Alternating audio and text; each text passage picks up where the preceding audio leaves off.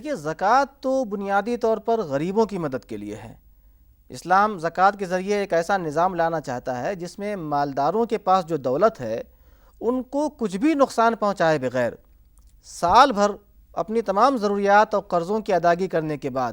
ایسا مال جو بچ جائے تو وہ مال بھی اسی وقت نہیں بلکہ سال بھر تک اتنا فاضل مال اس کے پاس جمع رہے، تب اسلام ان سے صرف 2.5% زکوٰۃ لیتا ہے اور کہتا ہے کہ یہ لے کر غریبوں کو دے دیا جائے۔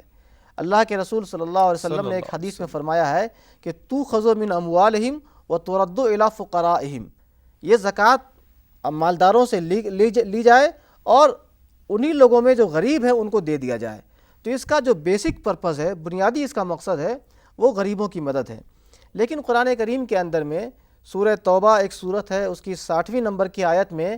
زکوٰۃ کے 8 مصارف بیان کیے گئے ہیں کہ ان 8 جگہوں پر زکوٰۃ کو خرچ کرنا چاہیے۔ ان میں فقراء ہیں، مسکین ہیں، زکوٰۃ کا نظام جو لوگ چلا رہے ہوں ان میں زکوٰۃ وصولی کرنے والوں کا اپنا خرچہ ہے، ان کی تنخواہیں ہو سکتی ہیں، ایسی جو مسافر ہیں، مسافرت میں وہ پریشان حال ہو گئے ہیں، پیسے نہیں رہ گئے ہیں واپس گھر لوٹنے کے لیے، ان کی مدد ہے، یا غلامی کا نظام پہلے تھا اب نہیں رہا تو غلامی کے نظام کو ختم کرنے کے لیے ان کو آزاد کرنے کے لیے بھی کہا گیا کہ زکوٰۃ کی رقم دی جائے، یا ایسے لوگ جو مختلف وجوہات سے پریشان ہیں اور ان کی تالیف قلب مطلوب ہے اسلام میں آنے کے بعد، تو ان کی تالیف قلب کے لیے، ان کی مدد کے لیے کہا گیا ہے زکوٰۃ دیں، فی سبیل اللہ میں زکوٰۃ دینے کے لیے کہا گیا ہے۔ تو اس طرح 8 مصارف قرآن میں بتائے گئے ہیں۔ ان 8 مصارف پر غور کرنے سے بھی یہی واضح ہوتا ہے کہ یا تو کچھ خدمت ہے مذہب کی یا پھر غریبوں کی مدد ہے اور ان کی مدد کے لیے زکوٰۃ دی جا رہی ہے۔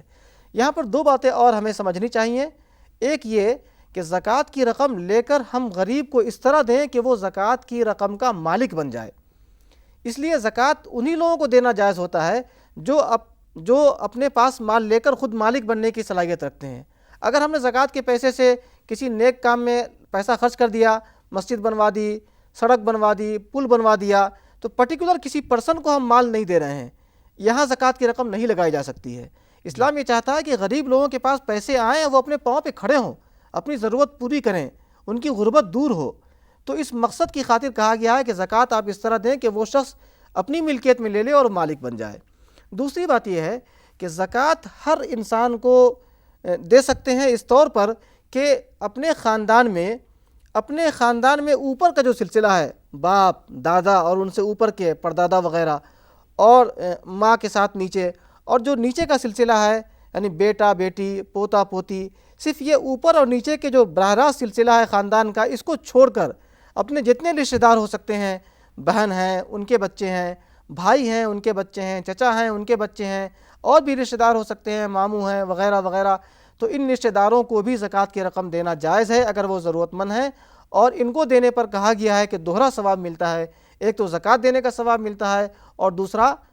رشتہ داری کا خیال رکھنے اور صلہ رحمی کا ثواب ملتا ہے۔ لیکن ایک بات ضروری سمجھنے کی یہ ہے کہ زکوٰۃ وہی لوگ لے سکتے ہیں جو خود صاحب نصاب نہیں ہے۔ اگر ان کے پاس اتنی دولت ہے کہ ان پر زکوٰۃ واجب ہو رہی ہے تو وہ زکوٰۃ کی رقم دوسروں سے نہیں لے سکتے ہیں۔ لہذا زکوٰۃ جس کو دی جائے گی اس کو غریب ہونا چاہیے، اور غربت کا یہ مطلب نہیں کہ کچھ بھی نہ ہو، اتنی دولت بھی اگر ان کے پاس ہے کہ زکوٰۃ ان کے اوپر واجب نہیں ہوتی ہے تو وہ اپنی ضرورت پوری کرنے کے لیے، اپنے قرضوں کی ادائیگی کے لیے بھی زکوٰۃ کی رقم لے سکتے ہیں۔ تو اس طرح زکوٰۃ کے ذریعے مالداروں کو نقصان پہنچائے بغیر غریبوں کو اپنے پاؤں پہ کھڑے ہونے کا ایک موقع دیا جا رہا ہے۔